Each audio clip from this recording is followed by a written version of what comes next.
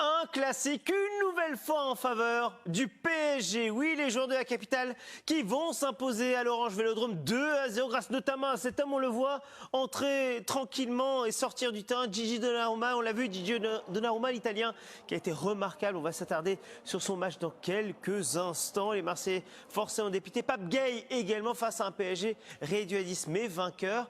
Point d'abord, classement, Romain. Avec le Paris Saint-Germain qui reprend ses 12 points d'avance en tête de la Ligue 1 devant Brest, Monaco, podium inchangé. En revanche, l'Olympique de Marseille, vous le voyez, reste scotché à la 7e place. Très mauvaise affaire pour les Marseillais qui restent donc à la porte de l'Europe. 3 points derrière le Racing Club de Lens. Avant de débriefer en longueur avec José, avec Lilian aussi qui sera aux réactions, Cédric, votre premier regard sur cette rencontre, victoire logique ou pas? J'ai envie de dire que les Marseillais ont fait briller Donnarumma aujourd'hui. Il y avait tous les ingrédients pour réaliser l'exploit et gagner ce match. Une supériorité numérique, beaucoup de situations, l'agressivité. Ils se sont fait punir en contre. Ils ont laissé trop d'espace. Pour moi, tactiquement, ils ont loupé le coche aujourd'hui. Lilian Gatoun qui était avec le capitaine à la fin de la partie du PSG. Danilo. Danilo, justement, qui est avec nous, le capitaine. Ce soir, une victoire qui a été dans la souffrance un petit peu, mais le Paris Saint-Germain s'impose 2-0. Oui, de la souffrance, mais ça fait du bien de gagner comme ça. Et même que ça n'a pas bien joué le premier mi-temps, mais deuxième mi-temps, on a fait du taf. On a défendu ensemble, on a attaqué ensemble. On a fait deux buts, moins un homme.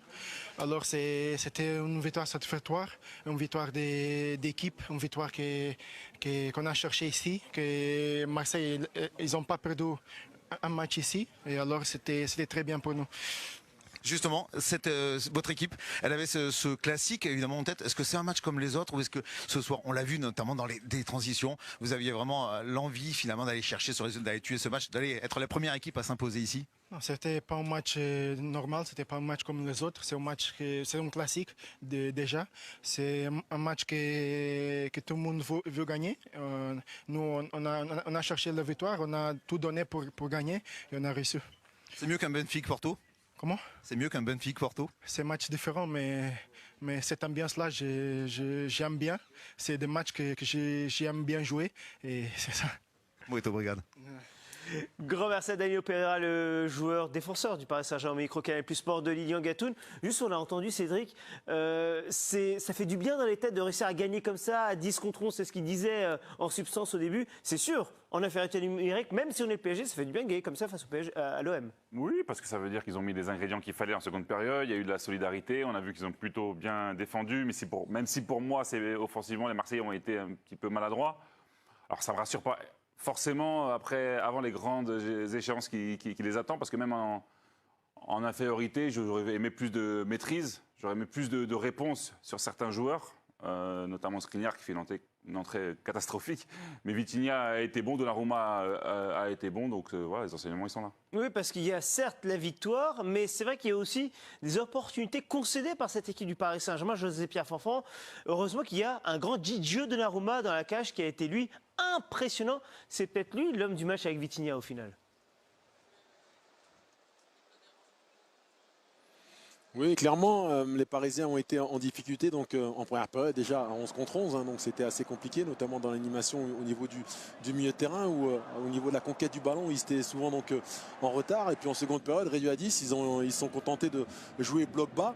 Ils ont pu s'appuyer sur un énorme, effectivement, donc, Gigi Donnarumma qui a multiplié donc, les arrêts. C'est une équipe qui concède quand même, malgré tout beaucoup de tirs, même s'ils sont réduits à 10. L'adversaire arrive souvent, quelle que soit la qualité de l'adversaire, justement à se créer des situations et à frapper. Et il s'appuie effectivement sur un Donnarumma. Les Marseillais ont pêché dans leur qualité au niveau de la finition, souvent aussi dans les derniers choix au niveau des passes, mais Donnarumma a été impérial, notamment donc, devant Harit, où lors de ce double arrêt là, il est vraiment donc, monstrueux. Donc c'est un gardien qui est une valeur sûre cette saison. Donc au niveau des arrêts, au niveau des statistiques, je pense que c'est l'un des meilleurs. Et puis qui a progressé aussi donc dans son attitude, dans son self-control, où parfois il pouvait insuffler une forme de fragilité, notamment donc balle au pied. Là, il est plutôt serein, et c'est vrai que ça a été effectivement l'un des joueurs majeurs ce soir. Et pour prolonger ce que vous dites, José, statistiquement, il a été énorme ce soir. Un 10 arrêts pour Gigi Donnarumma. On se souvient qu'il y a quelques semaines contre Monaco, ça avait été pareil. Il avait été excellent avec 5 arrêts en première période. Là, ce soir, 10 arrêts pour Donnarumma. Il était dans son registre excellent sur sa ligne. Évoquons également le cas de Vitinha. On l'a dit, parmi ces joueurs qui ont marqué côté PSG, qui ont marqué les esprits surtout, le milieu de terrain Vitinha qui a été épatant également. Oui, c'est clairement le joueur qui monte en puissance ces dernières semaines du côté du Paris Saint-Germain. On avait beaucoup parlé l'été dernier du départ de Verratti, que Vitinha allait pouvoir prendre ce leadership au milieu de terrain. Il est en train de le prendre. Un but de passe décisive contre Montpellier lors de la journée précédente. Et là, c'est lui qui à chaque fois a donné le tempo du Paris Saint-Germain, même en infériorité numérique, Cédric. Et surtout à l'inverse de Verratti, il accompagne les attaques, il va dans la surface et il prend sa chance. Il réussit presque l'exploit de faire oublier Zahir Emery à ses côtés. C'est vrai. Il prend le lead technique et même physiquement, j'ai l'impression qu'il respire la confiance. C'est devenu un box-to-box qui finit les actions, qui est devant la défense, qui permet à ce PSG-là d'être de nouveau serein dans les sorties de balles. C'est pour ça que Ugarte est un peu sorti, puisque avec Vitinha, avec Zahir Emery, il y a un peu plus de qualité dans ce registre-là. C'est un milieu de terrain complet. Et il prend enfin la pleine mesure de ce club. José, un homme également qu'on attendait beaucoup dans cette rencontre, on se disait, après la trêve internationale, un peu loupé, après les sifflets au Vélodrome lors de Franchilly, il allait prendre sa revanche. Mais Kylian Mbappé, il n'a pas pris sa revanche ce soir, loin de là même. Loin de là, étonnamment, j'étais le premier effectivement convaincu qu'on allait avoir un grand Kylian Mbappé ce soir, qui allait vouloir marquer effectivement de son empreinte son dernier classique. Il sortait d'une trêve internationale. Oui, on a eu le sentiment qu'il s'était un peu préservé au vu des prochaines séances importantes en club, notamment donc ce classique. Et c'est vrai qu'en première période, voilà, sans être méchant, il a été transparent, loin de ses standards habituels sur un plan individuel, sur un plan donc collectif. C'est le capitaine ce soir donc de cette équipe et il n'était pas donc au rendez-vous du tout. Donc sortie des vestiaires à la pause, on s'attend aussi à un autre Kylian Mbappé avec une équipe réduite à 10 qui va montrer effectivement le chemin. Et on n'a pas vu grand-chose dans l'attitude, dans les ballons disputés, dans sa disponibilité. Non, il était en deçà, ailleurs. Donc c'est quand même assez surprenant parce que justement, c'est un joueur qui d'ordinaire est présent dans les grands rendez-vous. Il a déjà démontré qu'il pouvait être déstabilisé par sa situation contractuelle, sa fin de contrat ou une situation autre et qui était capable de répondre présent. Et là, ce soir, à force de constater qu'il n'y était pas du tout. Juste Cédric qui sorte peu après l'heure de jeu. On parle de Kylian Mbappé, même s'il est un ton en dessous, 10 tons en dessous, pas grave. On le sort comme ça? Bah, c'est un peu dans la suite de ce que fait Luis Enrique avec ce joueur. Je pense quand même que c'est un joueur qui a un statut particulier. C'est le meilleur joueur du PSG, le meilleur joueur du championnat.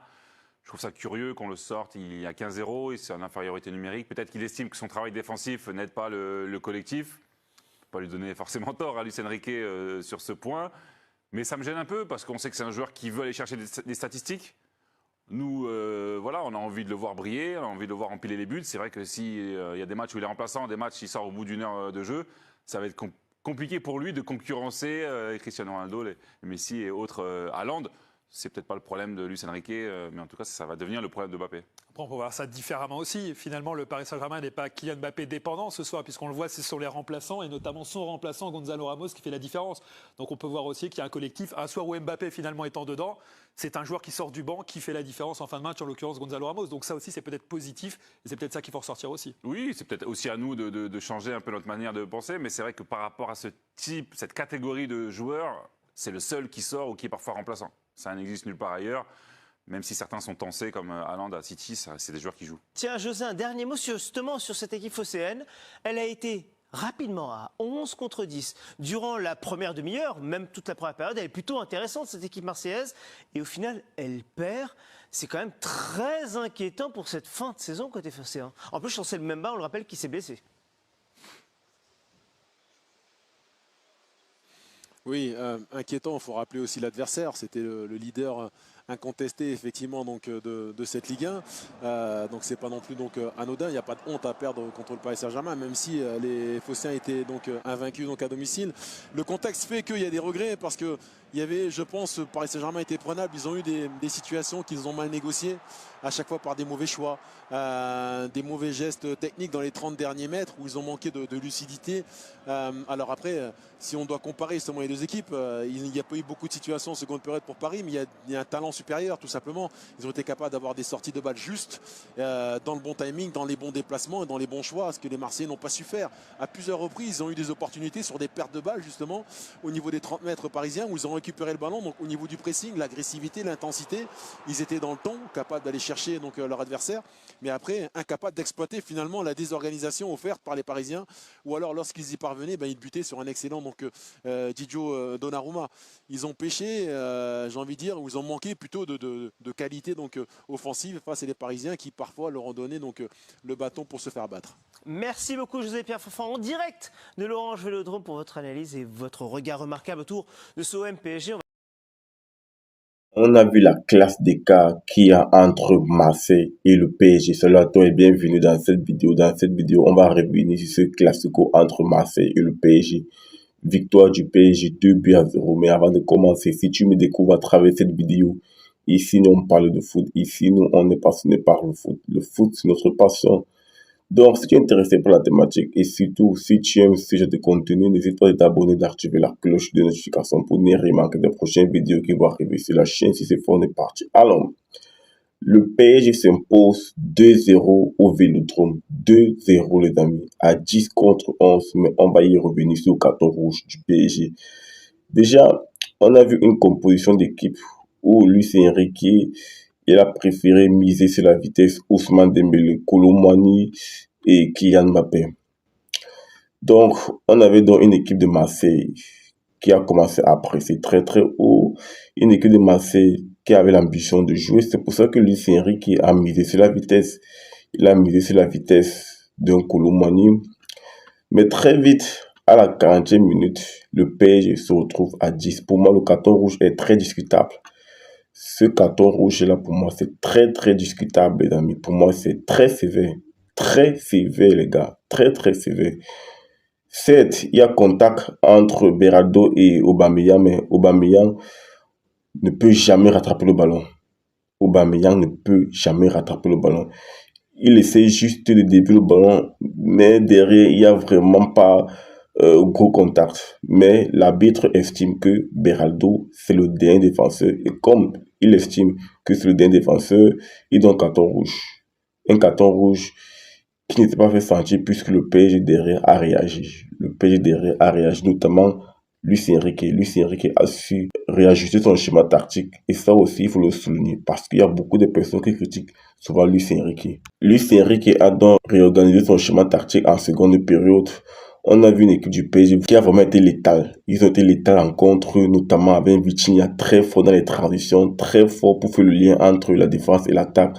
Franchement, il a marqué un très beau but, celui qui ouvre le score à la 53e minute. 53e minute, il ouvre le score. Lorsqu'il ouvre le score, donc Marseille est obligé de découvrir, puisqu'ils sont menés, ils sont en supériorité numérique, ils sont chez eux. Donc, ils se découvrent. En voulant se découvrir, le PSG creuse l'écart à la 85e minute par Gonçalo Ramos. Ce que moi je retiens sur ce match, c'est le manque d'efficacité de Marseille. Marseille a été trop inefficace. On a vu la classe d'écart qu'il y a entre les deux équipes. Une équipe de Marseille qui est trop inefficace, une équipe qui ne sait pas marquer. C'est 22 tirs Marseille. 22 tirs pour 10 tirs cadrés. Pendant ce temps, le PSG, c'est 8 tirs pour 3 petits tirs cadrés. 3 petits tirs cadrés, 2 buts. C'est ça qu'on appelle le réalisme. C'est ça qu'on appelle le réalisme. Et ça manque à Marseille. Le réalisme. Marseille a gâché les occasions de but, des occasions vraiment immanquables. Ils ont gâché les occasions. Lorsque tu joues un classico, tu ne dois pas gâcher autant d'occasions, sinon tu seras puni. Tu ne peux pas gâcher autant d'occasions, sinon tu seras puni. Marseille a gâché tellement d'occasions, tellement. Et ils ont été punis. Ils ont été punis. On a vu une équipe du PSG vraiment qui n'a pas douté. Ils n'ont pas douté. Marseille n'a pas vraiment proposé grand chose dans le jeu et tout. Marseille n'a pas été clinique. C'est aussi en partie à Donnarumma. Donnarumma a été monstrueux aussi. Il a sauvé le PSG. Donc, il te faut un grand gardien si tu veux gagner le grand match. Il te faut aussi un grand gardien. Donnarumma, il a vraiment sauvé la baraque. Kylian Mbappé est sorti à la 65e minute. Il a été remplacé par Gonçalo Ramos. Gonçalo Ramos qui entre et qui marque. Donc, que reprocher à Luis Enrique? Un coaching payant. Un coaching payant. Kylian Mbappé, on a tous vu qu'il n'est pas bon. Qu'il n'est pas bon, les amis. On a tous vu ça. Que Kylian n'est pas bon. Et Luis Enrique n'est pas là pour faire des cadeaux à quelqu'un. Lorsqu'il voit que tu n'es pas bon, il te fait sortir. Il te fait sortir. Luis Enrique n'a aucun problème avec Kylian Mbappé. Lui, il joue sur les performances. Il mise sur les performances. Il t'aligne en fonction de ce que tu apportes. En fonction de ton ratio, en fonction de tes performances actuelles. Si tu es bon, tu vas jouer. Si tu n'es pas bon, tu seras sur le banc ou bien tu vas sortir en cours de match. Et il a fait entrer Gonçalo Ramos. Gonçalo Ramos a marqué. Il a été décisif. Donc, que reprocher à Luis Enrique? Que reprocher à Luis Enrique? Coaching payant de sa part. Franchement, Marseille peut s'en vouloir. Marseille peut vraiment s'en vouloir. Ils ont gâché des occasions. C'est inadmissible que tu tires plus de 20 fois, tu n'arrives pas à marquer. C'est que tu as un sérieux problème d'efficacité. Tu as un sérieux problème d'efficacité.